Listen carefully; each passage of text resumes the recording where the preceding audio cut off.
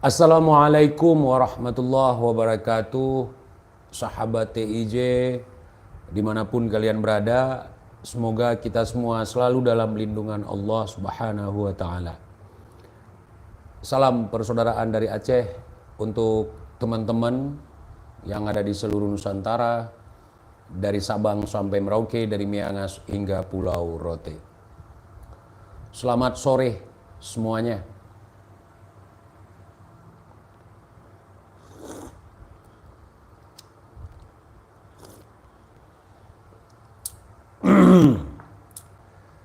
Kali ini kita live lebih awal sedikit dari biasanya kalau untuk jadwal sore ya. Takutnya nanti ada yang teriak azan, azan, azan. Maghrib woi. Sekali lagi saya kasih tahu kalau di Aceh maghrib itu sekitar 6:30.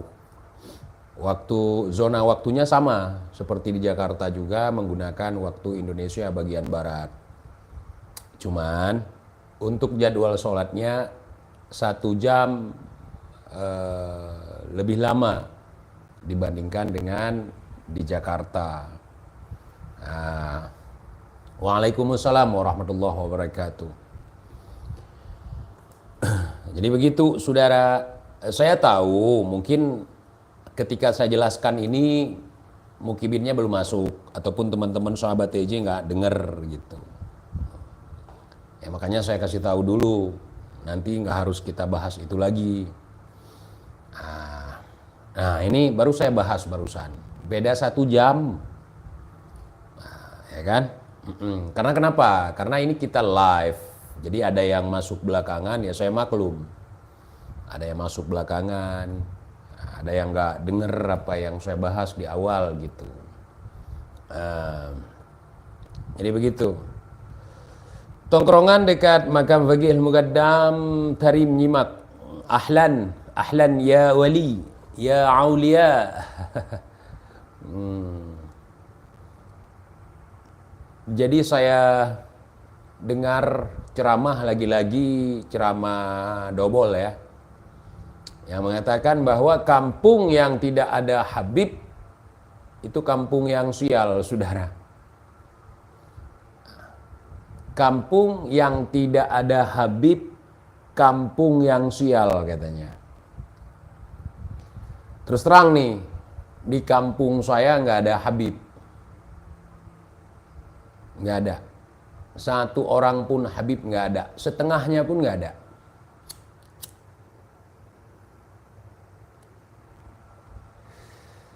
Apakah kampung saya bisa dikatakan dengan kampung sial? Sialnya di mana? Apanya yang sial? Oh, di kampung TIJ banyak orang-orang miskin. Orang miskin banyak termasuk saya. Tapi kami nggak kelaparan. Kami berkecukupan. Kami bukan fakir yang harus meminta-minta, yang harus mengemis-ngemis kepada orang lain. Dan di kampung saya tidak ada pengemis. Walaupun kampung saya itu kampung yang nggak ada Habib, pengemis nggak ada seorang pun. Perampok juga nggak ada. Ya, pemalak juga nggak ada. Jadi begitu. Kalau kampung saya dikatakan sebagai kampung sial karena nggak ada Habib, ya sialnya di mana? Saya nggak ngerti bahasa seperti itu. Justru kalau misalnya kita lihat fenomena akhir-akhir ini, keberadaan Habib justru membuat sial. Contoh ada Habib Begal Apem, ada Habib Curanmor. Nah, itu oknum TIJ. Ya, oknum. Gua kan nggak bilang lu. Kalau ada Habib, tidak ada bencana, saudara. Tentram, aman, tanpa perang, saudara. Woi. Gempa di Aceh tahun 2024 pada 26 Desember 2024 itu mega gempa, itu bencana dahsyat, bencana internasional, saudara. Apa karena nggak ada Habib? Tanya teman-teman yang lain, di Aceh itu ada berapa banyak Habib, tetapi tidak main Habib-Habiban seperti kalian.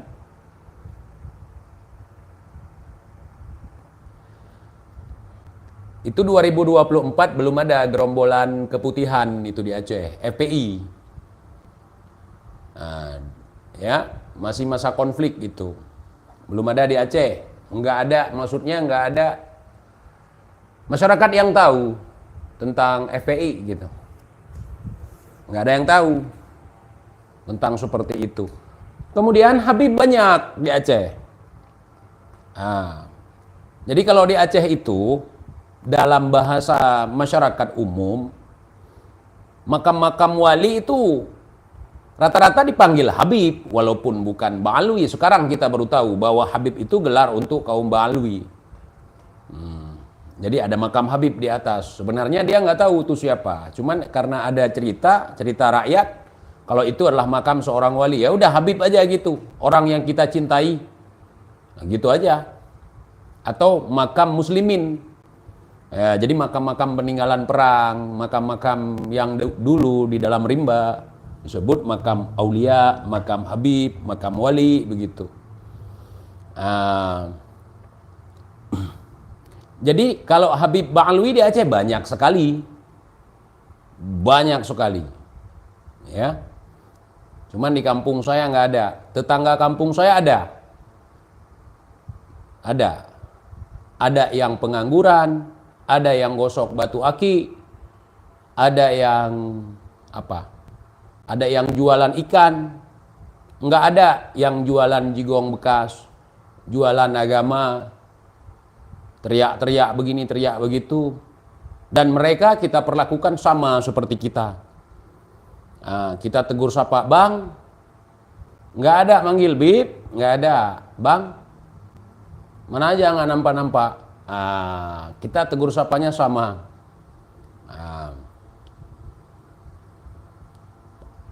Jadi begitu. Saya kalau manggil Habib Ba'alwi di sini bang, ya. Terus kalau di tempat saya, di kota tempat tinggal saya, ada itu pedagang kain, punya toko, bukan pengemis. Nah, bukan minta-minta, bukan orang yang bisa memberikan syafaat untuk orang lain, tidak mengajak kita kepada kesesatan, tidak mengatakan kalau tidak ada dia daerah kita akan terjadi bencana, akan sial, nggak ada. Nah, bravo untuk mereka Ba'alwi yang ada di Aceh. Makanya ketika saya bahas seperti ini, jangan marah, jangan ngamuk-ngamuk, dengar dulu penjelasan saya. Nah, orang yang tidak tahu malu, orang yang tidak tahu cara menghargai orang lain, minta dihargai. Maaf-maaf aja. Kamu memang nggak punya harga. Di sini nggak ada seperti itu. Kalau di tempat saya itu ada kampungnya malah. Ada suatu kampung yang dihuni oleh sebagian besar Ba'alwi. Nama desanya Monklayu. Dia tidak jauh dari kampung saya. Kalau saya jalan pakai motor, ya paling-paling 20 menit. 20 menitan atau lebih sedikit atau kurang sedikit. Salah satunya yang kemarin itu terindikasi bahwa dia seorang Ba'alwi. Herannya ketika Mukibin merosting saya dengan mengatakan, tuh ada anak Aceh yang ditembak oleh pas pampres. Kenapa ente nggak bahas? Seharusnya ente dong bahas sebagai muhibin, sebagai Mukibin. Itu kan Habib. Kalau di tempat kalian. Masih ingat Imam Mashkur Al-Habsyi?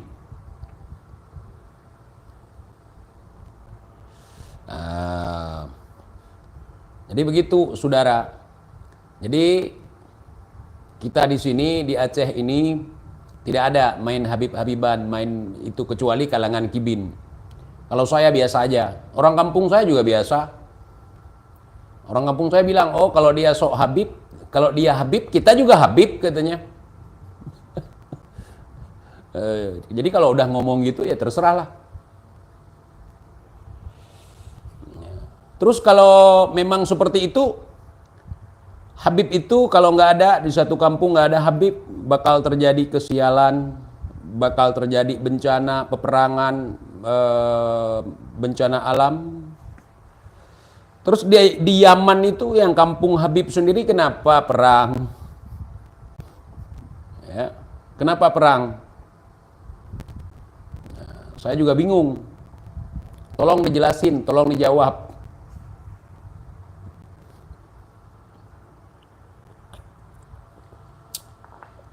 Ya, kita umumnya di Aceh ini, umum ya, saya tidak memasukkan di situ ada mukibin enggak. Di Aceh itu umumnya orang yang disegani, dihormati ya karena ilmunya, karena akhlaknya, karena pengetahuannya, bukan karena branding.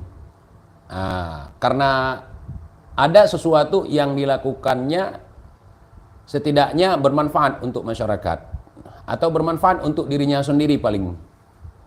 Nah, jadi begitu saudara.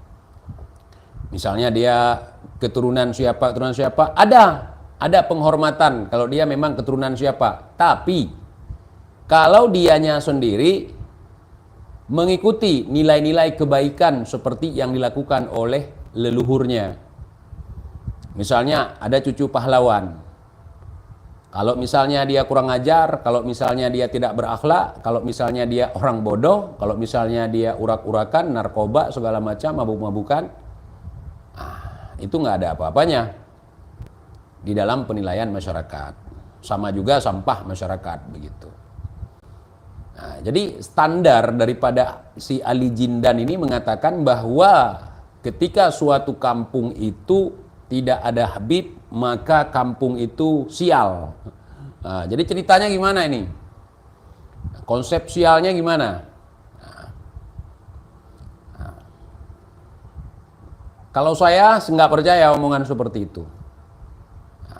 Karena saya berteman juga dengan keluarga Ba'alwi, dengan teman-teman yang keturunan Yaman, yang non Ba'alwi, teman baik. Teman baik. Salah satu di antara mereka adalah pasien saya.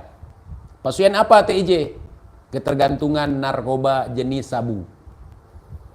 Nah, jadi dia ketergantungan sabu-sabu, saya ngobati dia. Nah, gratis, tidak dipungut biaya. Nah, karena saya tidak buka balai rehab untuk pengguna narkoba saudara. Nah, seperti itu. Terus lebihnya di mana coba? Kalau nggak ada ilmu, nggak ada akhlak, bukan orang alim, terus lebihnya di mana? Ya sekedar sesama manusia aja. Lebihnya karena dia manusia. Yang diciptakan oleh Allah dengan sesempurna bentuk. Walaupun manusia itu sendiri tidak sempurna, kecuali Rasulullah Shallallahu Alaihi Wasallam. Jadi saya nggak bisa di framing seperti itu karena saya banyak orang yang saya kenal seperti mukibin, mantan pengedar. Saya banyak kenal mereka. Sekarang udah anak antum. Naam. Ya salam. Ala kulli hal. Tafaddal. Bagus. Tapi bukan itu aja. Alangkah bagusnya kalau dia mempelajari agama. Karena kita udah tahu dia siapa. Kalaupun taubat beneran, kita nggak akan ngeledek. Misalnya tiba-tiba ada orang ngomong bahasa Arab dengan kita, jangan lebay lah. Kalau di Aceh ini ngomong bahasa halus nih untuk memperhalus bahasa. Kamu, bukan antum. Gata, drone. Nah, itu kamu dalam bahasa halus. Nah, kalau misalnya saya, ulun, lun tuan. Nah, itu bahasa Aceh. Nah, ya, kalau bahasa kasar, kah, kamu. Nah, ke, saya, itu bahasa kasar. Diharamkan di dalam keluarga saya ngomong seperti itu.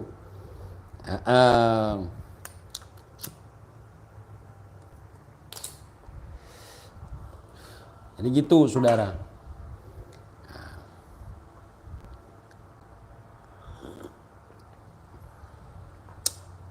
Ya kita tidak apa ya. Contoh misalnya gini, ada keturunan Ba'alwi di Aceh.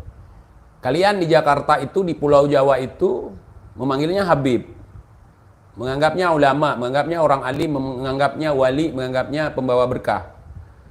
Di Aceh ini ada yang mafia narkoba, gitu, ya, pengedar narkoba. Nah, jadi kalau kita mengingatkan dia, kalau kita menghalang-halangi dia, apakah dia itu sebagai orang yang secara keturunan suci tapi perbuatannya tidak suci? Kita nggak boleh melarang, nanti su'ul adab, saudara. Jadi di Aceh itu, teman-teman saya ceritakan dikit, itu keturunan Yaman banyak banget, baik dari kalangan habaib, dari kalangan Ba'alwi, ataupun dari non Ba'alwi. Dan saya punya teman-teman dari kalangan mereka, baik Ba'alwi dan juga non Ba'alwi. Bahkan saya pernah live dengan mereka. Tetapi mereka tidak seperti model-model Bahar, nggak laku di sini. Nah, karena di Aceh ini memang apa ya, banyak keturunan luar begitu. Nah, banyak keturunan Cina, keturunan Arab, keturunan India, keturunan Eropa juga. Nah, jadi kita berbaur di dalam multi etnik, di dalam perbedaan ras begitu. Jadi tidak ada ras yang lebih mulia di antara ras yang lain. Jadi sudah dari leluhur kita itu dulu meninggalkan persamaan.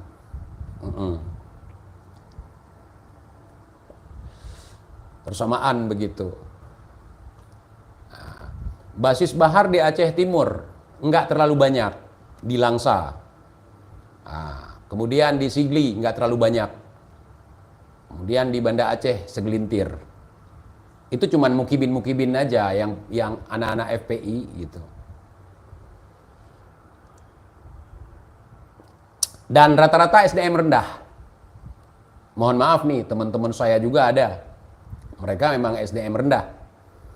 Berbicara sejarah lemah, berbicara agama juga lemah. Pengetahuannya. Yang diandalkan cuman kitab kuning yang dibacanya. Nah, yang diterjemahkan sesuai dengan pemikiran dia.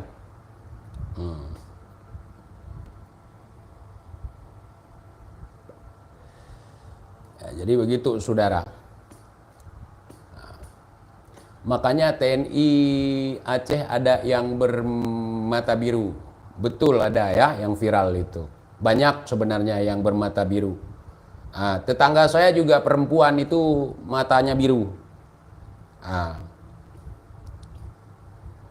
dia bukan keturunan Eropa, sering digebukin sama lakinya.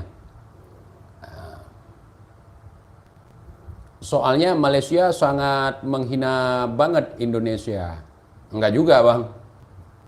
Enggak juga. Nah, tergantung orangnya. Lamno ada juga albino. Jadi albino dengan keturunan Eropa beda, Bang. Nah, ya. Nah, kalau albino dengan keturunan Eropa beda. Jadi kalau di Lamno dulu, sebelum tsunami banyak sekali keturunan Portugis di situ.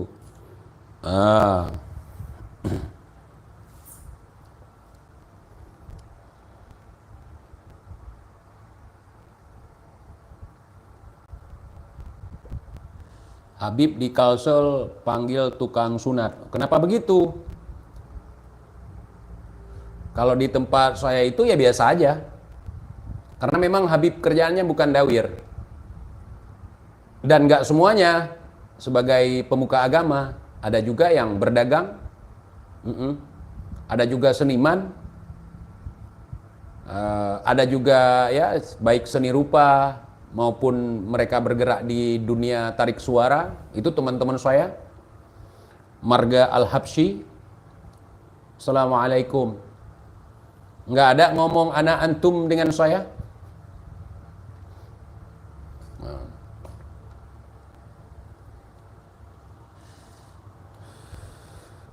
Jadi begitu. Jadi orang yang kita kenal dari kecil, tiba-tiba ketika ketemu dengan kita, ahlan, kaifa halukum ya Iqbal? Tafaddal.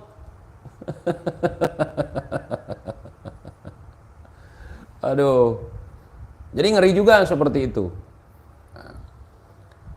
Bukan salah, nggak salah. Kita memang mencintai bahasa Arab, mencintai juga bahasa Inggris. Kalau saya begitu, mencintai juga bahasa Rusia. Kalau bahasa Indonesia, Bang, itu sudah bahasa kita. Nah, bahkan dulu di masa konflik, saya sering bertentangan dengan orang-orang, termasuk GAM-nya sendiri yang mengatakan bahwa ada larangan menggunakan bahasa Indonesia. Nah, kenapa kita harus berbahasa Aceh? Kita berbahasa daerah kita bukan berarti kita nggak boleh berbahasa orang lain. Supaya kita mengerti kalau dia omongin tentang kita, kalau kita berkomunikasi dengan mereka, kita tahu bahasanya. Jadi larangan untuk bisa berbahasa suatu kelompok, suatu negara, suatu bangsa itu salah. Seharusnya kita banyak bahasa yang harus kita pelajari semuanya. Nah, buktinya salah satu pimpinan daripada GAM itu sendiri belajar bahasa Inggris, menguasai bahasa Inggris, menguasai bahasa Arab, menguasai bahasa Swedia, dan semua bahasa yang ada di dunia kita harus tahu. Nggak termasuk bahasa Suryani, Maqali, Inna Maqali, nggak termasuk itu.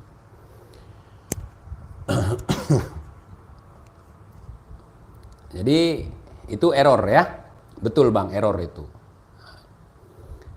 Jadi begitu saudara. Jadi klaim bahwa kelompok atau suku bangsa kami yang paling mulia itu nggak boleh. Di tengah kita hidup, di saat kita hidup di tengah-tengah masyarakat, apalagi sekarang yang modern, itu nggak boleh. Nggak boleh. Jadi dalam ajaran Islam itu diajarkan kita untuk menghormati yang pertama orang yang berilmu, yang kedua orang yang berakhlak. Itu yang levelnya beda dengan kita. Orang yang alim itu levelnya beda dengan kita. Jadi kalau dia hanya keturunan tapi akhlaknya amburadul, kemudian urak-urakan, ugal-ugalan, apa yang harus membuat kita hormat kepada mereka? Begitu, saudara. Ya, kalau saya pribadi, kalau saya dicolek sama orang dengan tangan, maksudnya nyoleknya dengan genggaman tangan atau ditinju atau digamparin, saya tendang dia. Karena saya nggak bisa mukul. Tapi Habib TIJ, Habib pun ku tendang. Dia nginjak kaki saya, ku tendang kepalanya. Gitu contoh, umpama. Karena saya nggak bisa mukul. Saya nggak pernah mukul. Nggak pernah mau ngaku.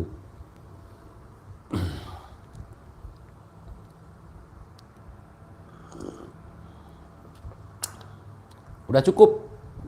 Kita hidup di zona rasis selama penjajahan berlangsung. Baik penjajahan Belanda, penjajahan Jepang, udah cukup rasis itu. Jadi sekarang kita menyatakan kita bangsa yang merdeka, ya kita harus merdeka.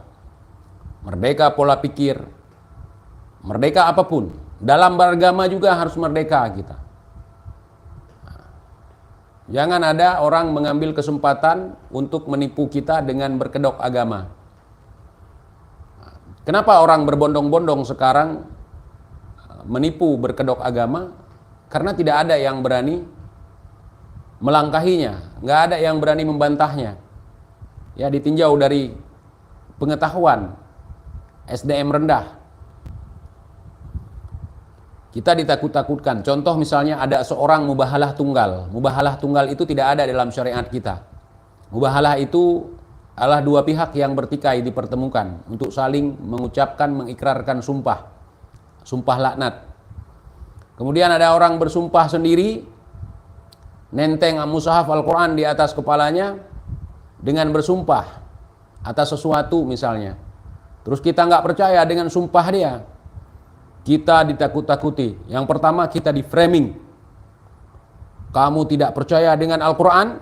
Bukan, saya bukan tidak percaya dengan Al-Quran. Saya tidak percaya dengan sumpah sampahmu itu. Ini Al-Quran loh. Iya, itu Al-Quran. Tapi sumpahmu itu, kamunya itu bukan Al-Quran. Jadi tidak ada sedikit pun untuk saya harus mempercayai sumpahmu. Nah, kampungku nggak ada Habib, aman-aman saja sama. Di kampung saya, kamu datang ke kampung saya, kamu taruh motor di ladang, di kebun yang nggak ada orangnya, kamu tinggalin kunci di situ nggak apa-apa, nggak akan hilang, nggak akan hilang. Nah, nggak ada Habib loh, di kampung saya nggak ada Habib, satu orang pun nggak ada Habib. Tetangga kampung saya gitu juga. Di tetangga saya ada, tetangga kampung ada yang Bang Alwi ada, tapi bukan Habib, biasa aja. Nah, kalau ngomong sama kita nggak ada anak antum, nggak ada. Malah di sini banyak yang ngomong kasar, kah ke.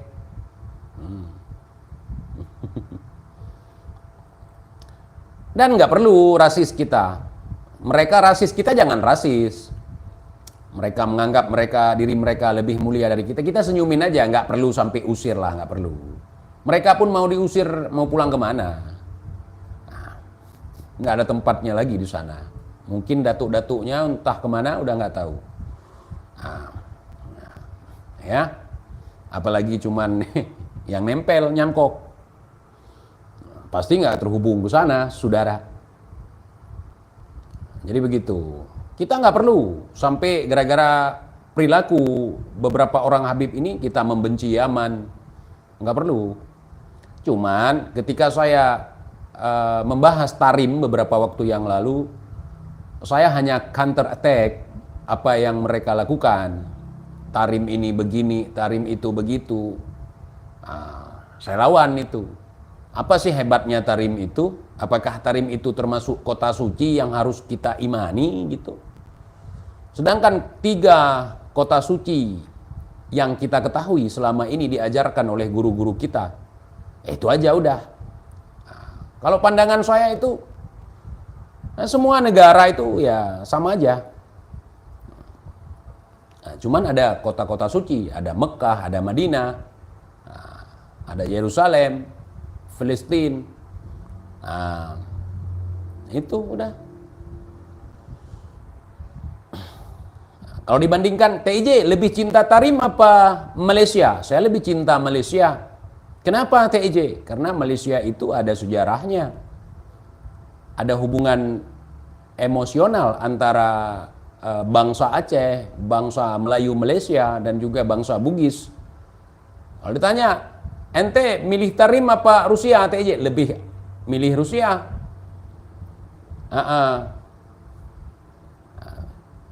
Kalau misalnya sebutkan negara yang kamu sukai selain Indonesia, saya pilih Rusia. Tarim apa Rusia? Rusia. Ditanya lagi, Tarim apa Rusia? Rusia. 100 kali ditanya, tetap jawaban saya sama, Rusia. Gitu. Gitu ya. Siti Nurhaliza, Bang. Oh, kamu pengetahuanmu tentang dunia perartisan Malaysia sangat sedikit sekali. Itu artis legendaris dari Malaysia, namanya P. Ramlee. Kalian tahu? Senangnya dalam hati. Itu lagu Madu 3 itu ya karangan beliau yang dinyanyikan di aransemen ulang sama Ahmad Dhani. P. Ramlee itu namanya Teuku Zakaria bin Tengku Putih. Legend itu. Orang Malaysia tahu ya kan? Bujang Lapuk. Karyanya banyak, saudara.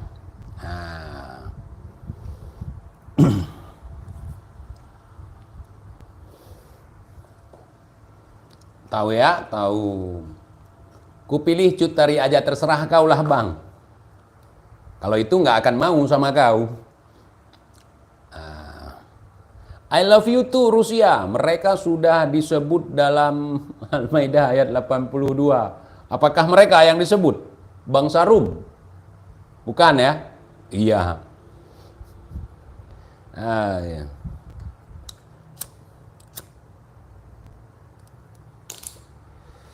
Rasya Lubov Maya.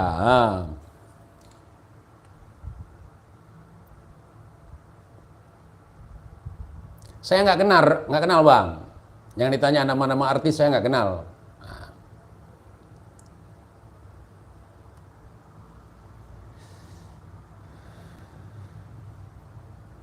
Apakah Habib itu buruk menurut Anda? Anda nggak menyimak omongan saya. Habib itu tidak buruk menurut saya. Seseorang itu tidak akan buruk menurut saya. Seseorang itu akan buruk menurut perilakunya. Menurut saya nggak ada. Nggak ada si ini lebih baik dari si ini lebih baik dari si ini. Enggak. Tergantung perilakunya. Seseorang buruk. Bukan tergantung saya. Begitu Bang Kibin ya.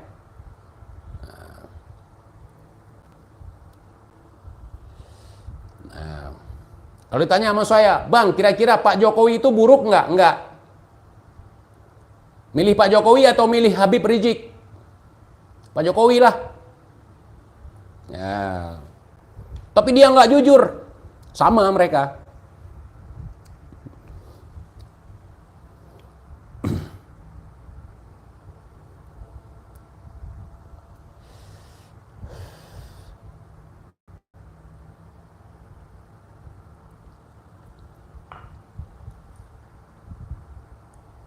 Jadi gitu, Kevin. Dengar nih, saya membahas Habib, bukan berarti saya benci Habib. Saya nggak ikut Habib, bukan berarti saya benci Habib. Terus ente cinta sama Habib? Enggak.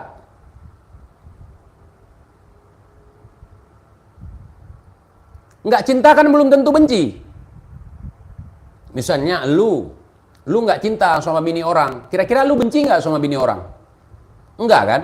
Enggak. Ada posisi tengahnya antara cinta dan benci. Nggak ada tempat di hati saya untuk membenci siapapun. Nggak ada tempat. Dan saya sulit sekali untuk mengucapkan kata cinta. Aku cinta sama kamu. Sulit sekali kalau dalam bahasa Indonesia. Kalau dalam bahasa misalnya saya ketemu cewek India, itu cepat sekali saya ngomong cinta. Main tumse pyar karti hu. Itu karena bukan bahasa saya. Karena dalam bahasa Aceh sendiri nggak ada kosakata cinta. Lah, saudara.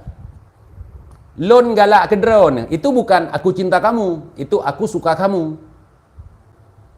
Lon mesin ke drone, lon mesin ke gata, itu bukan I love you, itu I miss you. Jadi dalam kosakata bahasa Aceh tidak ada cinta. Jadi orang kami itu bagaimana? cara mengungkapkan cinta? Pakai bahasa Indonesia.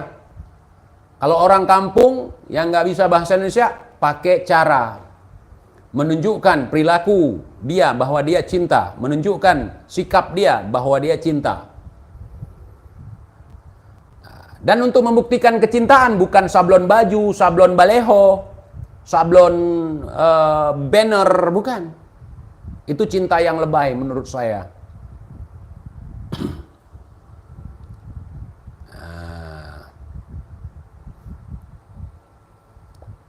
Sayang ada Bang TJ, ada.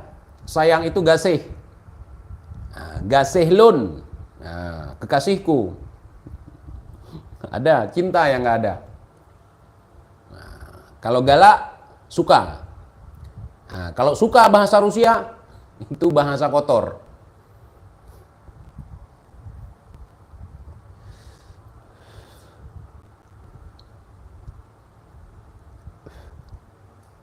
Gue menghargai Habib, gue enggak. Karena Habib itu memang nggak bisa dibeli kan katanya. Kami para habaib nggak bisa dibeli dengan uang saudara. Gue enggak. Karena nggak pasang harga.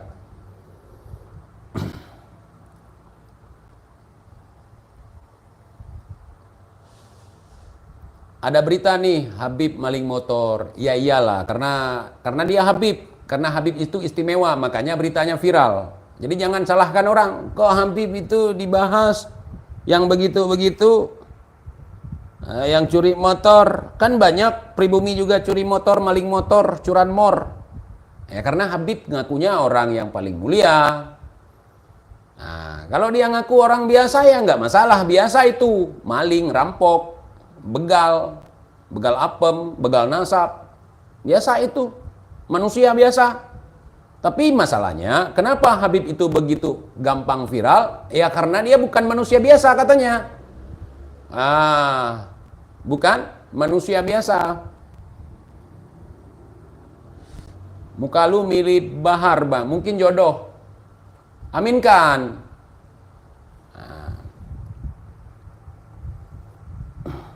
Habib itu apa artinya? Kekasih, Habibi, orang yang dicintai.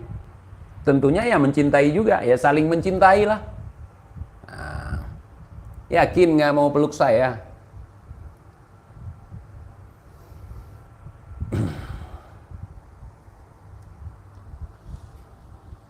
Bukan manusia Bang, mereka itu malaikat menurut mereka yang berpikiran seperti itu.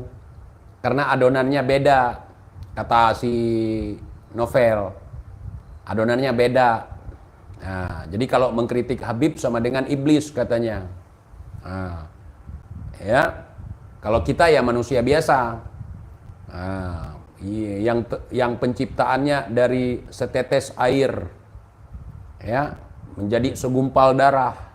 Dari segumpal darah menjadi segumpal daging yang membungkus tulang belulang. Kalau mereka dari setetes air raksa menjadi segumpal berlian, dari berlian menjadi emas. Makanya wajar kalau ada Habib yang garomahnya tainya pun bisa emas, bisa jadi emas. Waalaikumsalam warahmatullahi wabarakatuh. Udarino baa kabarnyo ambo laudang orang kapitiang semua.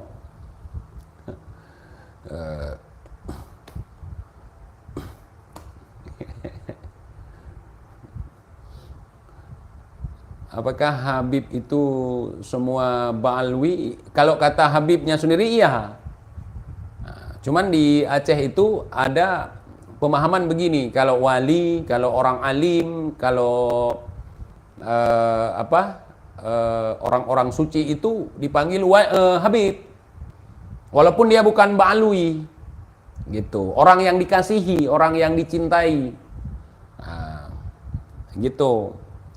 Misalnya ada seorang ulama yang sudah meninggal, kuburannya sudah lama, ya wali atau kuburan Habib katanya. Jadi ada itu merupakan bahasa ataupun cerita rakyat begitu.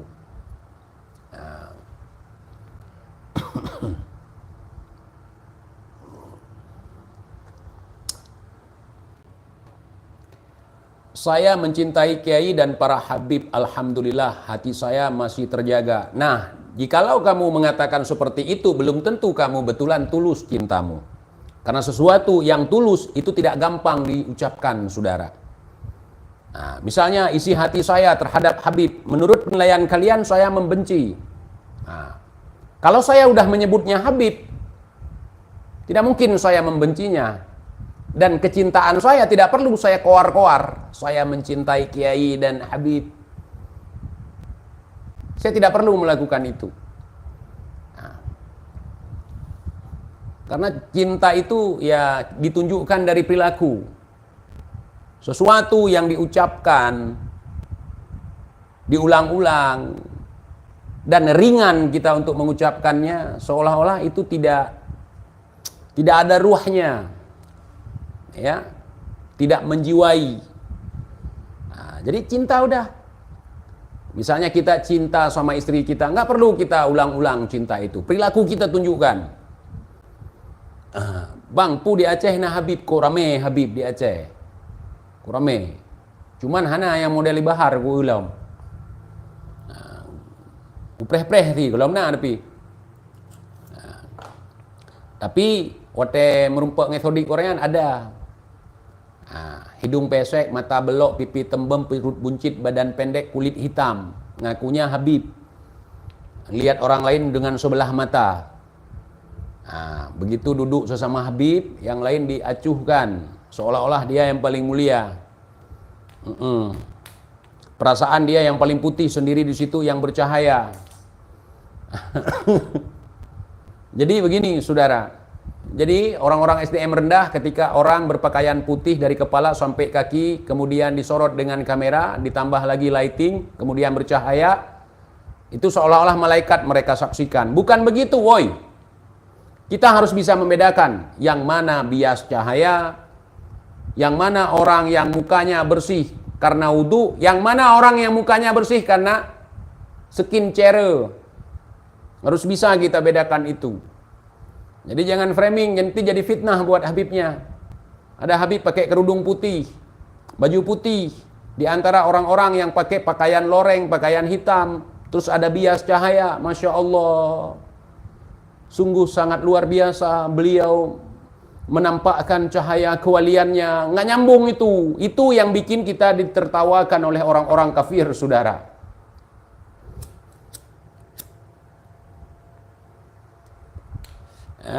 Itu nggak kemakan, lebay.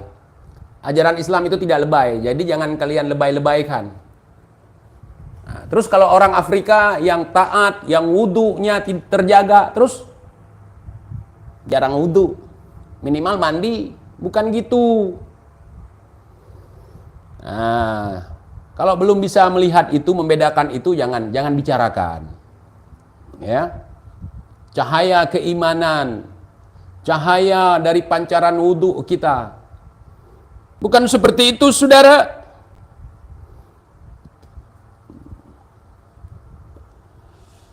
Ya, iya. Bukan seperti itu. Makanya kalau jadi mukibin ya serba bisa, semua. Masya Allah, Masya Allah. Orang azan aja dimodifikasi, kalian masih waduh merinding saya mendengarnya. Habib Raihan, mukanya bersih, bercahaya. Ini lihat cucunya aja adem. Bagaimana dengan melihat datuknya Rasulullah Sallallahu Alaihi Wasallam, lebay. Ini mukibin ya yang hadir di sini, mukibin si Raihan Al-Gadri. Gua nanya sama kalian, kalian dekat sama dia, benar nggak dia bau badan?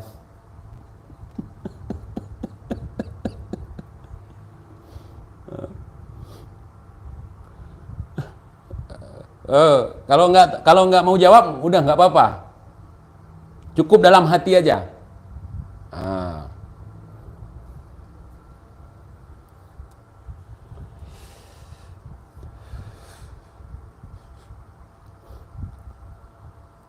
Jadi begitu, saudara. Saya tanya langsung dari mantan cewek dia. Saya pun nggak nanya, dia ngasih tahu sendiri. Raihan itu putih memang, bersih, glowing, tapi sayang, bau badan.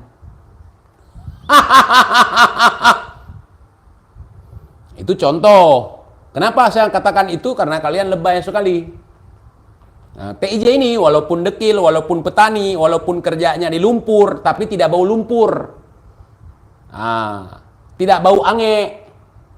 Tidak bau setan 7 rupa. Saya kalau duduk samping orang, nggak ada orang yang berangkat pergi menjauh atau duduk di tempat lain, nggak ada. Walaupun saya nggak pakai parfum, saudara. Tanya. Kebetulan waktu saya ketemu si Alwi di penjara, itu bukan bau saya, bau penjara, tahu ya, bau penjara. Baju habis kita ganti, kita tiduran di penjara, kita masuk dalam penjara, keluar udah bau macam-macam.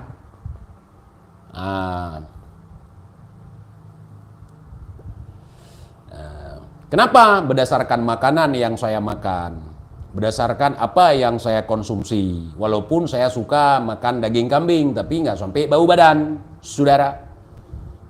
Badan saya bau rempah, tapi tidak menyengat. Kalau kata perempuan-perempuan yang pernah mencium badan saya, aromanya bikin ketagihan katanya. Baju saya seminggu nggak dicuci, nggak ada bau apek. Kalau tinggal di Rusia, karena di sana dingin. Bau kopi, bau rokok ada, cuman karena rokok saya nggak keras, rokoknya bukan rokok yang ada cengkehnya, ya nggak terlalu menyengat.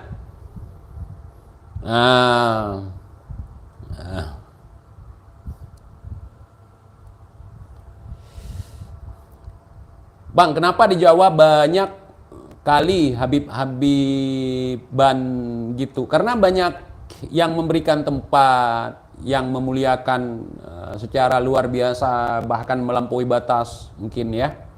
Kalau di Aceh nggak ada seperti itu. Ada sih beberapa kalangan yang memang seperti itu, yang ditandu, yang begini, ada. Cuman nggak banyak orang seperti itu di sini. Bukan nggak cinta Habib, bukan nggak cinta ulama, bukan. Ini saya bahas-bahas perhabiban ini banyak juga yang tersinggung mungkin dari kalangan non-Habib. Ketika saya ketemu, ditanyakan, saya jelaskan, baru ngeh, baru paham.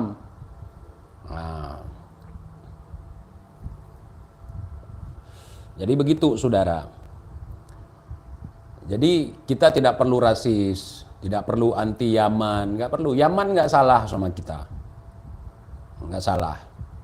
Jadi yang salah siapa? Yang salah orang-orang yang sok Yaman, sok Tarim Hadrol Maut. Yamannya nggak salah. Gitu. Jadi hanya karena perilaku segelintir orang yang ada di Indonesia, mereka mencatut-catutkan dirinya sebagai orang Yaman, jadi kita marah ke Yaman. Jangan gitu. Oi Lei, oi. Ada apa Kedan? Kenapa rupanya?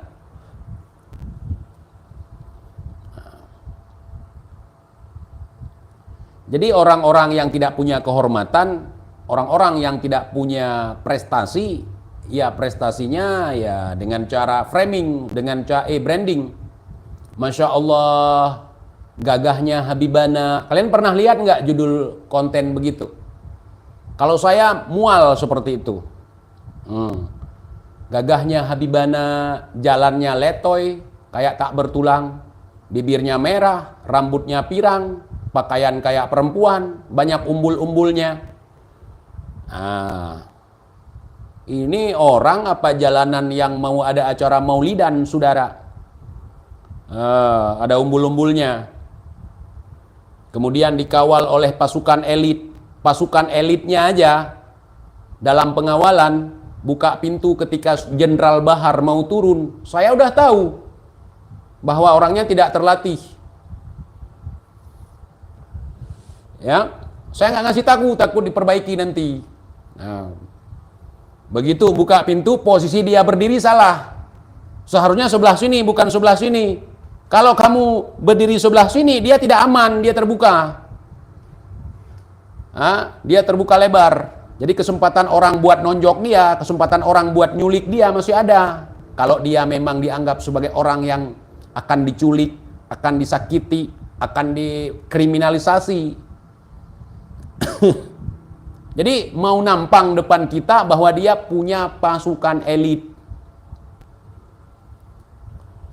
Pakai baju loreng, celana loreng, anti peluru, pakai sebo, pakai topi, yang nggak ada senapan, sarung jarak, sarung tangan ada.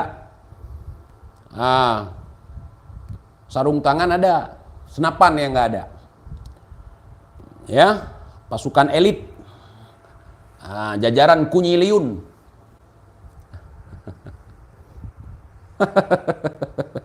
Lebay tahu. Jadi seperti itu. Jenderalnya jalan ngondek.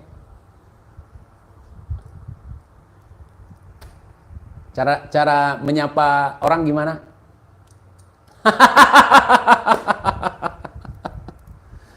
Aduh.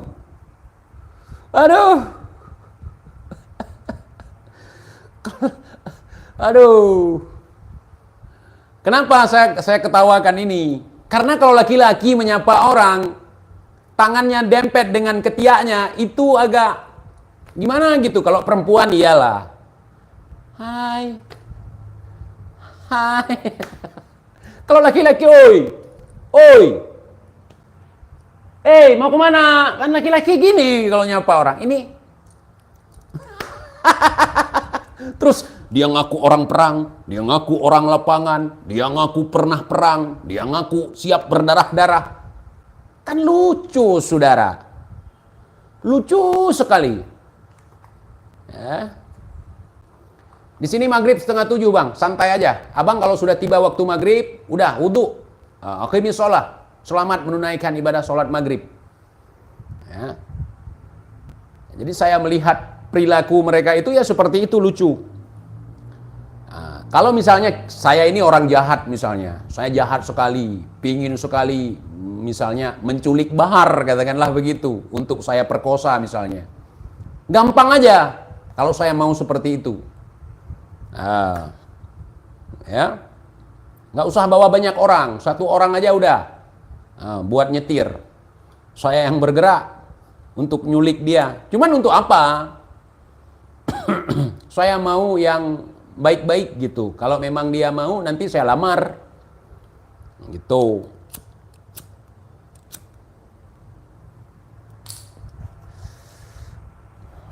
Jangan cuma ngomong, jangan. Ada yang perlu diomongin, ada yang tidak. Nah, kalau menculik Bahar itu udah kita omongin begini, berarti nggak ada niat untuk menculik dia sama sekali. Nah, kalau ada niat nggak mungkin saya ngomong. Jadi tidak semua omongan itu harus dilakukan. Tidak. Ada yang omon-omon doang. Seperti yang saya lakukan ini. Salam dari Bandung. Salam orang Bandung semuanya. Definisi yang baik itu tidak menjelekkan makhluk Allah. Saya bukan menjelekkan. Saya bilang bahwa dia pengamanannya itu bukan pengamanan elit. Itu bukan menyelekkan. Artinya saya memberikan kritikan dan juga saran. Untuk ASN-nya, untuk asistennya, untuk pengawalannya harus dilatih. Ya. Untuk dilatih lagi supaya lebih aman. Si bibir merah nanti kalau diperkosa orang gimana? Jadi kita harus paham yang mana ledekan, yang mana saran, yang mana kritik, yang mana masukan, supaya kelihatan bahwa dia itu memang orang elit. Kelihatan bahwa dia itu memang orang penting, yang ngawalnya ada, bodyguardnya bukan sembarangan. Jadi kalau bodyguard itu bukan boneka manekin, cuman digaji terus nempel di situ. Enggak begitu. Sigap dia. Apapun yang terjadi sigap. Walaupun dia harus menjadi sasaran tembak untuk melindungi majikannya. Jadi begitu dia. Kalau enggak percuma pakai baret merah, kemudian pakai loreng, pakai topeng, pakai sarung tangan, pakai rompi anti peluru, ujung-ujung colongan. Nah, ini kan saran, masukan buat dia. Nah, kalau menjelek-jelekkan makhluk Allah, ya seperti si Bahar. Hei anjing, hei babi. Babi aja nggak terima kalau disamain sama si Bahar. Anjing aja nggak terima kalau disamain sama si Bahar. Nah, jadi begitu kawan ya.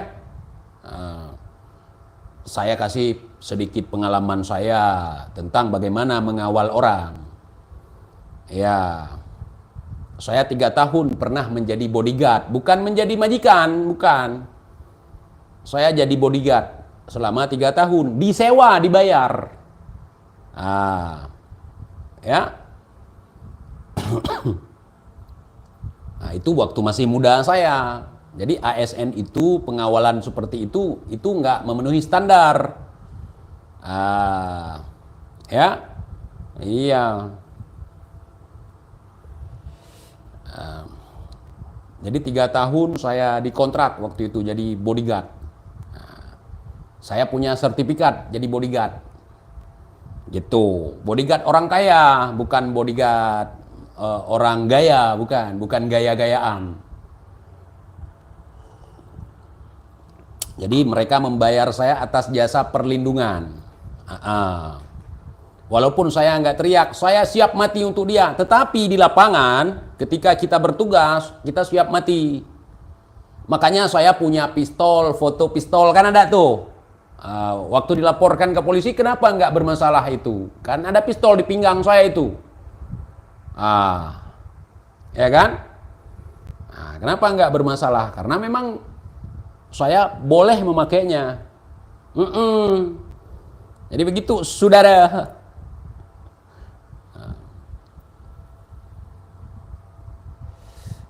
Jadi waktu itu masih ingat kalian? Masih ingat waktu penembakan di Aceh itu tahun berapa itu?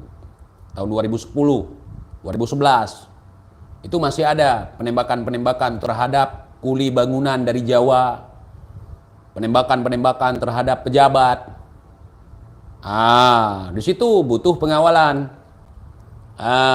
Dan pengawalan itu nggak nempel sama orang yang dikawal.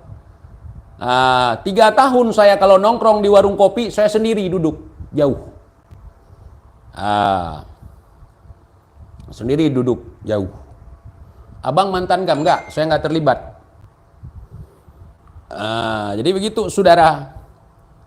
Begitu ada yang mendekat, sebelum dia sampai ke situ kita udah piting tuh orang. Ada apa? Jadi begitu ya, untuk pasukan elit Bahar. Belajar taktis dulu, belajar taktik juga. Bagaimana kita mengawal orang.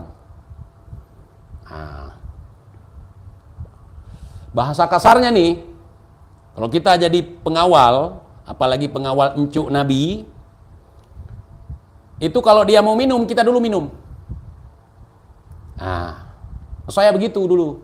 Kalau dia minum, sebelum dia minum, kita dulu minum. Takut ada racun. Kalau dia mau cium bini di bibirnya, kita cium dulu. Takut ada racun di bibir bininya. Kalau saya begitu. Ya. Dia mau malam pertama, kita dulu cicipin. Itulah kelebihan daripada bodyguard. Ya. Kita selalu jadi pemenang walaupun kita bukan bos. Bos nyicip nyicip bekas kita, saudara.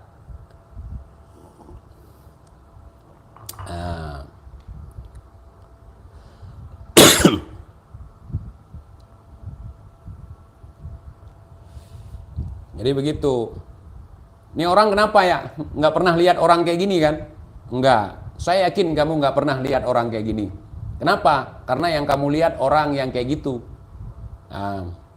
Orang yang utuh seperti saya, yang masih setelan pabrik, kamu belum pernah lihat. Kalau orang udah modifikasi, bibirnya udah dimerah-merahin, kalian sering lihat kan? Kalau ngomong teriak-teriak,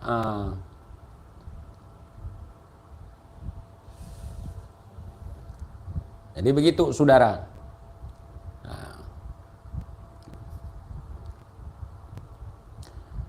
Bang, rokoknya Surya 16 kah? Bukan. Saya nggak bisa rokok itu. Saya kurang suka ya. Bukan ini menjelekkan produk orang. Saya nggak suka, nggak cocok dengan saya.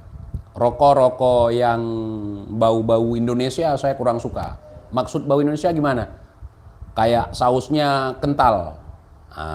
Bau cengkeh saya kurang suka. Misalnya Haji Samsu, Surya, Sampurna Mil, yang ada manis-manisnya saya nggak bisa. Ya, saya suka tembakonya yang pahit.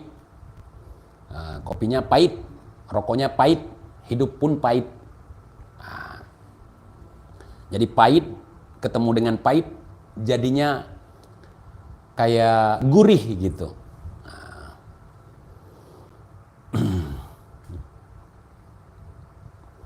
Introspeksi diri bang, introspeksi diri itu bukan di depan umum.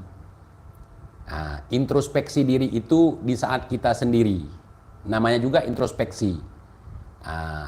Ya, kalau inspeksi baru rame-rame. Jadi kalau ada inspeksi itu rame-rame, kalau introspeksi itu sendiri. Begitu kurang lebih ya Bin.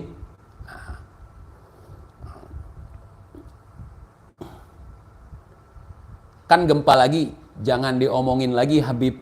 Saya itu di Aceh itu gempa terdahsyat di tahun kurun waktu 100 tahun terakhir itu. 9, sekian skala Richter. Entah skala Richter, entah magnitudo, saya nggak tahu, lupa lagi. Lu mending jangan ngomong, saya ini orang yang merdeka, suara tidak saya beli, gigi tidak saya rental. Saya mau ngomong, saya mau monyong, itu hak saya sepenuhnya. Yang penting setiap tahun saya bayar pajak. Lu siapa ngatur-ngatur gua? Saya tidak terbiasa dengan aturan seperti itu. Alasan kamu melarang saya untuk ngomong apa? Apakah saya merugikan kehidupanmu? Saya ini orang yang taat pajak. Ngomong saya bayarin. Berak saya bayarin pajaknya. Lalu rokok aja ngutang. Makin marah Kibin. Hati-hati. Saya beli rokok lengkap dengan bungkusnya. Saya ini bukan pengoplos rokok. Beli rokok apa itu? Rokok Sriwedari masukin ke dalam bungkusan Marlboro. Aduh, Kibin. Numpang tenar. Mohon maaf bang, saya udah terlanjur tenar. Udah terlanjur tenar. Sebelum si Bahar tenar, si Rijik tenar, saya udah tenar.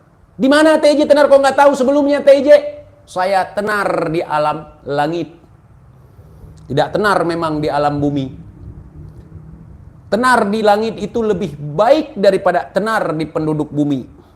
Jadi saya tenar di penduduk langit. Kalau nggak percaya, ke langit aja ente nanya sebagai bukti. Betul nggak TJ terkenal di sini? Tanya. Ya Kibin ya. Lambat ente. Makanya saya bantah ketika ada fitnah yang mengatakan Al-Imam Faqihil Muqaddam Mi'raj sehari 70 kali bersama seekor kambing. Saya nggak percaya.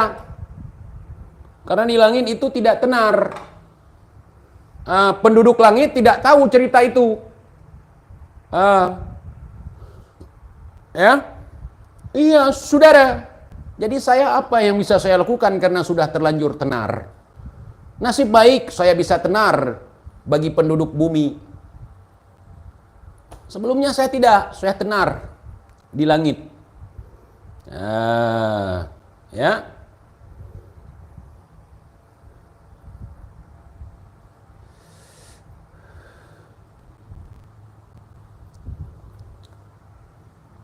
Tuh kan mulai halu. Nah, ini udah agak waras sedikit pikirannya.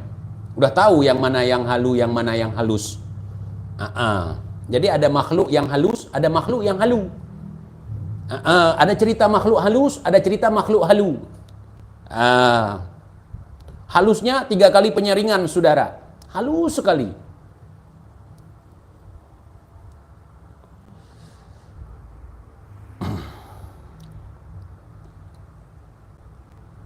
Udah?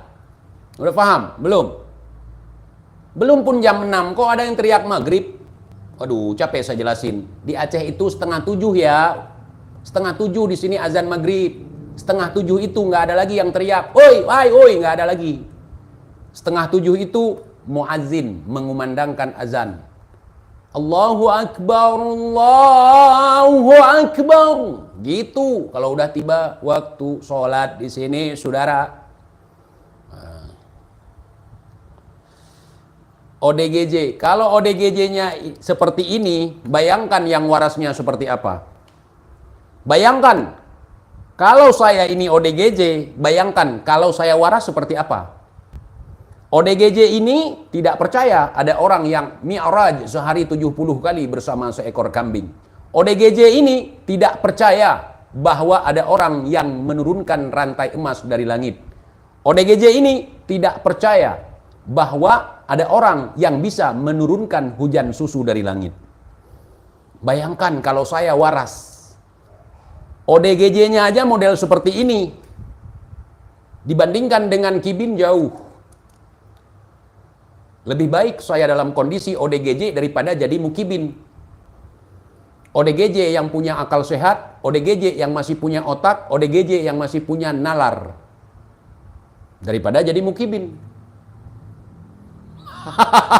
Mau jawab apa coba?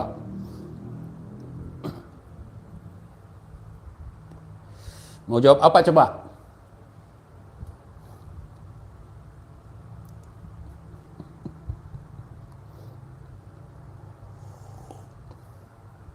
Alhamdulillah, saudara.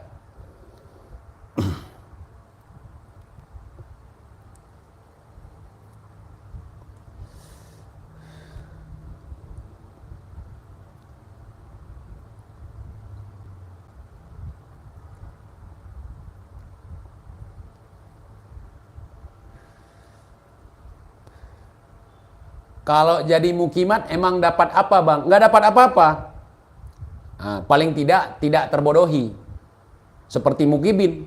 Nah, saya lebih bagus jadi mukimat. Mukibin Kiai Imat. Nah, ya. Kalau jadi Mukibin apa yang kita dapat?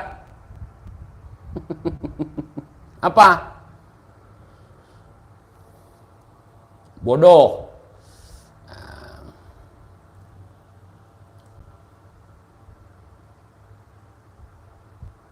ODGJ di Jawa disembah. Waduh. ODGJ kalau di sana dianggap wali ya.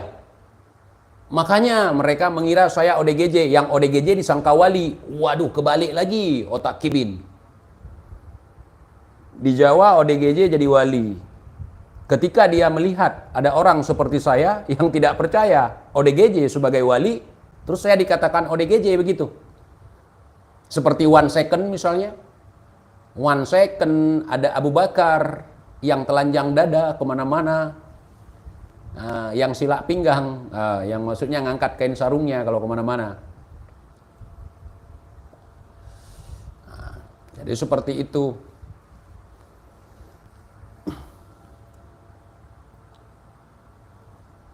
Tinggi bius paket berapa? Saya nggak paham yang begitu. Abang yang berpengalaman, kalau seperti ini kira-kira paket berapa, Bang?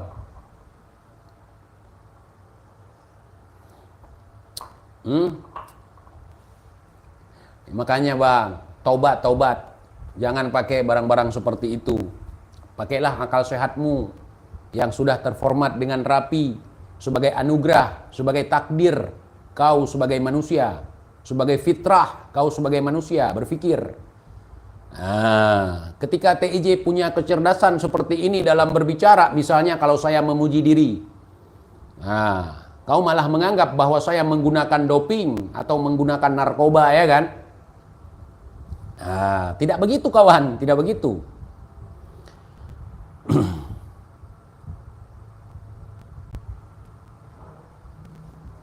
Ada lagi?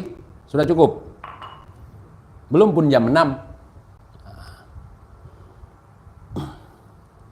Mukibin pembicaraannya seputar WC, seputar selangkangan, seputar warna kulit, seputar narkoba. Misalnya yang lain nggak ada gitu. Hah?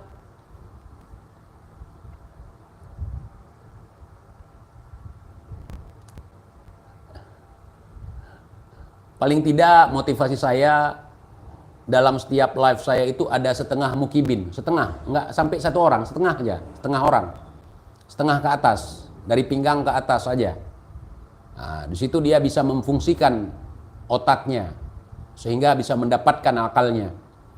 Nah, jadi seperti itu. Kalau mukibin kan biasanya barbar untuk membuat orang percaya kepada statement-statement majikan mereka. Orang itu harus digebukin dulu. Nah, harus buat surat kebohongan. Surat kebohongan itu seperti apa, TIJ? Dengan tubuh bergetar, muka memelas, sambil membaca. Assalamualaikum warahmatullahi wabarakatuh.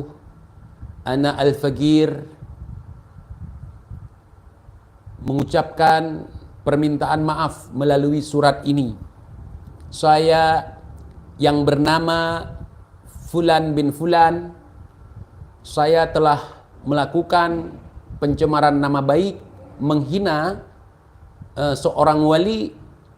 Kemudian saya dalam hal ini meminta maaf, dan hal ini pun tidak ada desakan dan paksaan dari pihak manapun. Itu surat kebohongan. Didatangi rame-rame, digebukin, disuruh buat surat permintaan maaf. Yang buat surat permintaan maaf itu mereka sendiri. Yang suruh mereka, kalau enggak digebukin. Itu namanya surat kebohongan, saudara. Ya, ente mirip Gufron, bukan aneh mirip Gufron. Gufron yang mirip aneh. Ente ngaca, mungkin ente juga mirip aneh. Mohon maaf ya, mungkin dulu aneh waktu make itu ibumu bocor.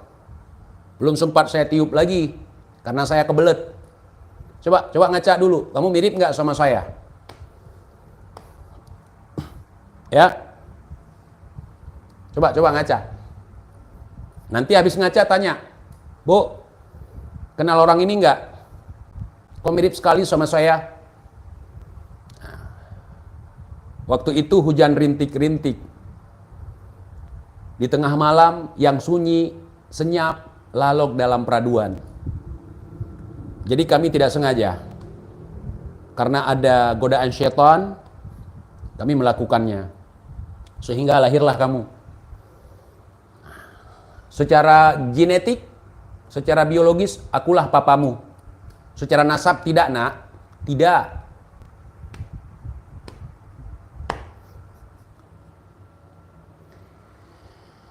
Ya, anak gua mungkin. Coba dulu ngaca. Jangan ngaca. Kalau mukibin parah ngomongnya. Ngaca dulu, habis itu tanya, Bu, kenapa ya orang ini mirip sekali sama aku? Tuh lihat matanya sama belok. Tuh lihat pipinya sama tembem. Tuh lihat hidungnya sama pesek. Tuh lihat perutnya sama buncit. Tuh lihat kulitnya sama hitam. Nggak hitam kali sih, sawo busuk. Coba tanya mama. Pasti dia akan menangis. Udahlah nak, jangan diomongin ya. Kamu yang sabar. Sebenarnya ibu punya cerita rahasia. Kamu belum dewasa, belum boleh ibu ceritakan. Papamu bukanlah papamu. Suatu saat nanti mama akan menceritakan, ibu akan ceritakan ke kamu. Pergilah ke Aceh, karena di sana adalah tempat bapamu. Begitu, nak ya.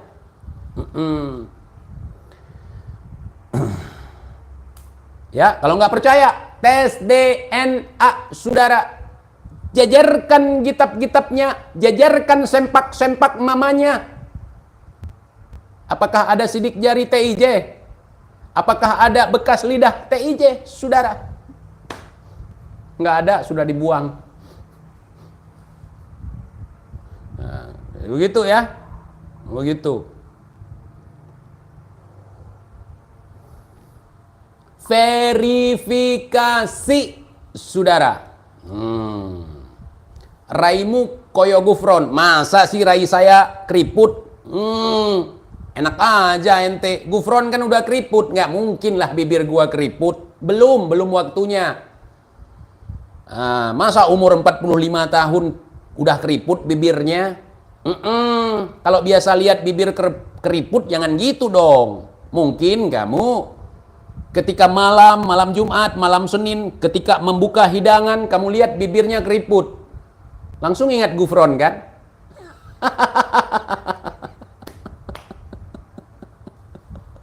Aduh, kibin.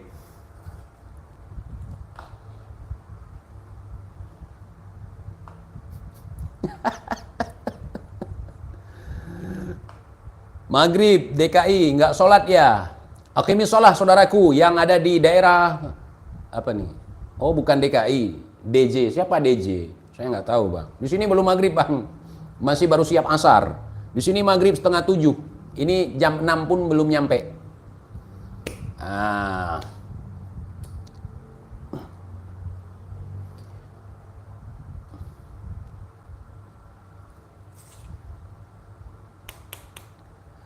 Forever young.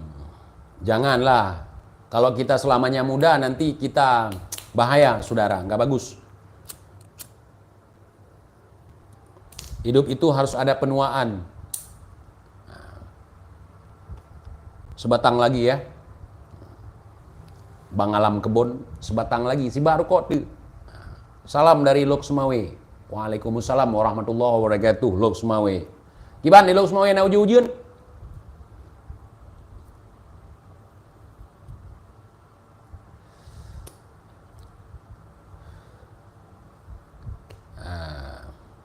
Tamiang masih lama azan. Nah, Aceh bagian timur sana perbatasan dengan Sumatera Utara aja belum azan. Apalagi saya di sini, di ujung barat.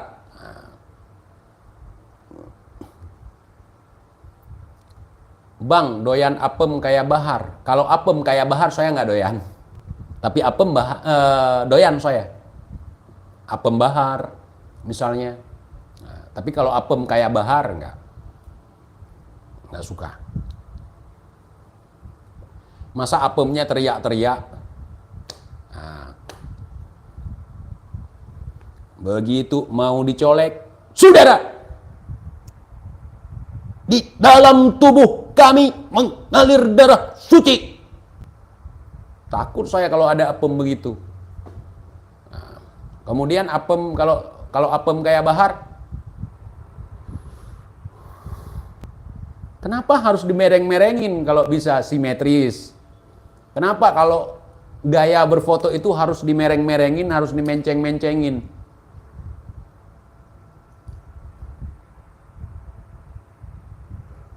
Masa kalau ada apem seperti itu, udah mereng, baretan lagi. Ada codetnya. Abang gila ya bang? Iya. Saya gila. Dari datuk-datuk saya memang orang gila. Ada datanya. Ada kitab sejamannya. Kalau di Aceh, gila itu pungo. Dari datuk-datuk saya udah terkenal sebagai Aceh pungo. Disebutkan dalam buku-buku Belanda.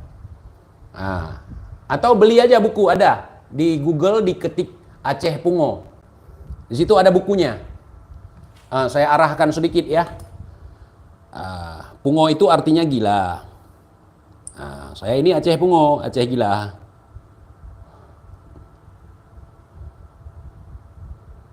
Ada bukunya. Sebentar saya buka. Nih ada dijual buku. Ya. Buku Aceh pungo. Nah. Silahkan dibeli. Walaupun ini bukan produk saya nggak dibayar untuk endorse, saya endorse. Ini ada bukunya. Judulnya Aceh pungo. Udah ada bukunya. Kita kalau ngomong ada referensinya.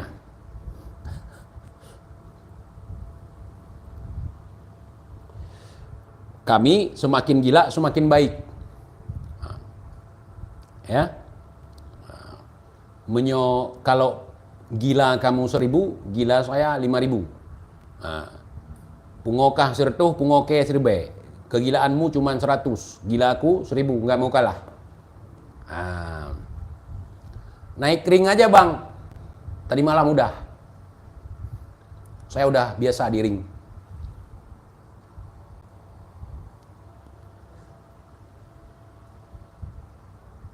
Pungoke serbe. Maknanya kegilaan saya 1.000. Kalau kegilaanmu 100, gila saya 1.000. Saya ini orang gila. Begitu. Mana ada orang gila lain yang perang itu dianggap sebagai nasi ketan, sebagai cemilan, selalu enak untuk dimakan. Jadi kita nggak teriak orang perang, tapi begitu memang sudah turun-temurun. Nggak ada perang di negeri sendiri, nyari perang di negeri orang. Itu petuahnya. Saya nggak seperti itu, saya bukan orang perang.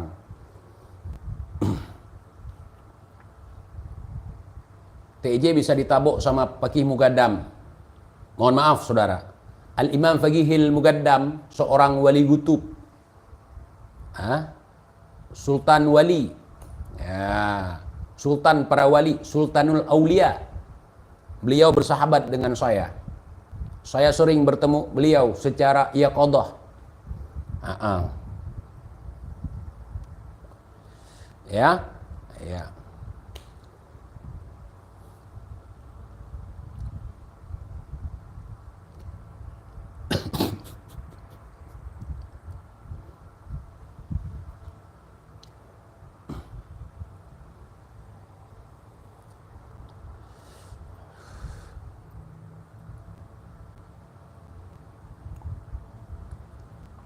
Bang, lu militer? Bukan, saya sipil.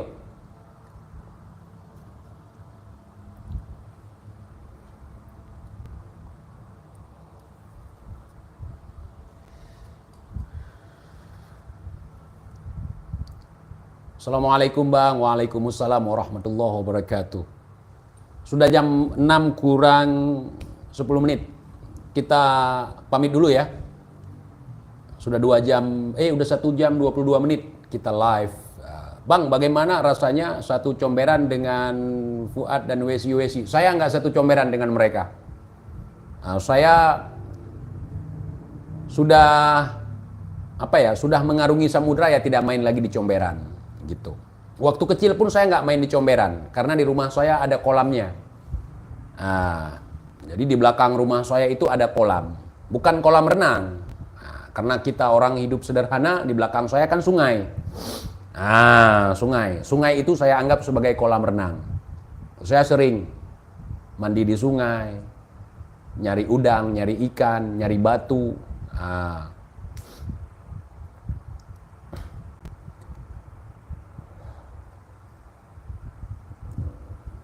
Kata abang kalau satu gerakan itu satu comberan. Bukan, saya tidak satu gerakan dengan mereka. Saya gerakan mubahalah tunggal, saya nggak ikut-ikutan. Enggak. Gerakan menggertak orang dengan membawa mandau di depan kamera itu saya nggak ikut. Karena itu bukan cara saya.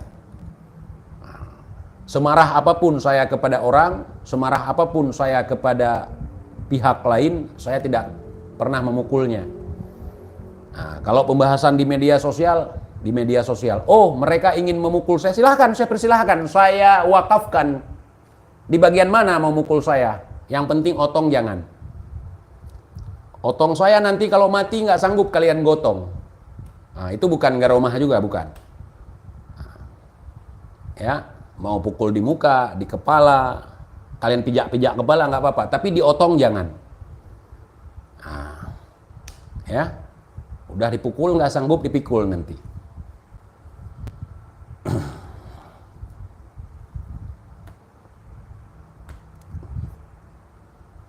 Bang, bikin gambar bakso pentol lagi dong. Jangan, saya udah minta maaf melalui Kiai Imad. Kiai, tolong sampaikan permohonan maaf saya kepada Gus Fuad. Sepertinya dia senyum-senyum aja katanya. Mungkin nggak mau memaafkan, ya sudahlah. Yang penting saya udah minta maaf. Ayo, ayo, ganyang fufu fafa, ganyang fufu Firza sekarang juga. Semuanya, ayo, ayo, ganyang fufu Firza, ganyang fufu Firza sekarang juga. Fufu Firza sampai ke paha, fufu Firza sampai sekarang masih penasaran. Fufu Firza, aduh, sempat viral di masanya. Fufu Firza. Ya hampir saya nggak bisa pulang selamanya. Fufu Firza. Lezat sekali. Fufu Firza. Nikmat sekali. Fufu Firza. Waduh. Luka yang tidak akan pernah sembuh. Udah. Ada.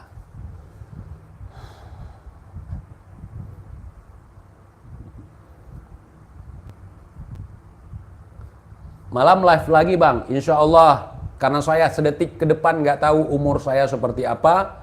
Insya Allah jika di dalam keadaan sehat, dalam keadaan waras, dalam keadaan nyaman, saya akan live nanti malam. Kita bahas apa? Kita bahas apa? Makasih Mbak Rina.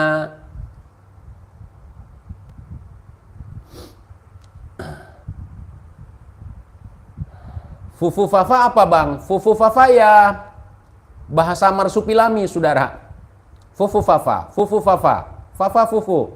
Nah.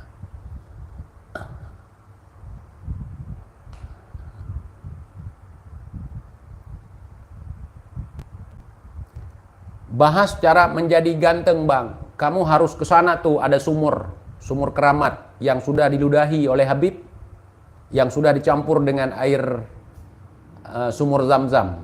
Kamu basuh muka ke sana. Nah, seperti Habib Rehan, Habib Bahar, cantik sekali. Kelewat ganteng, jadi cantik. Pakai lipstik, pakai skincare, pakai pensil alis, biar kelihatan alisnya seperti pedang Sayyidina Ali, seperti pedang Rasulullah. Ya, nah begitu caranya. Terus cium kaki Habib, cium kaki.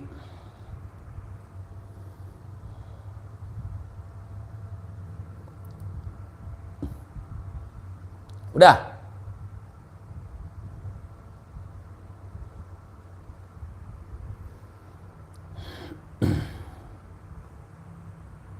Enaknya jadi bajingan, kemana-mana ada yang kawal.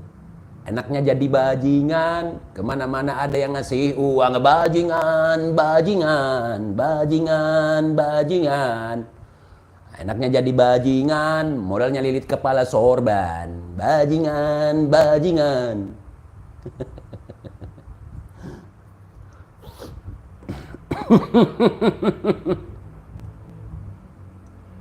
Oke, terima kasih teman-teman semuanya. Mudah-mudahan kita semua selalu dalam lindungan Allah, diberikan keberkahan ilmu, keberkahan umur, dan juga keberkahan rizki. Pak Taufik semoga dapat hidayah. Semoga kita dapat ridha dan inayah. Assalamualaikum warahmatullahi wabarakatuh.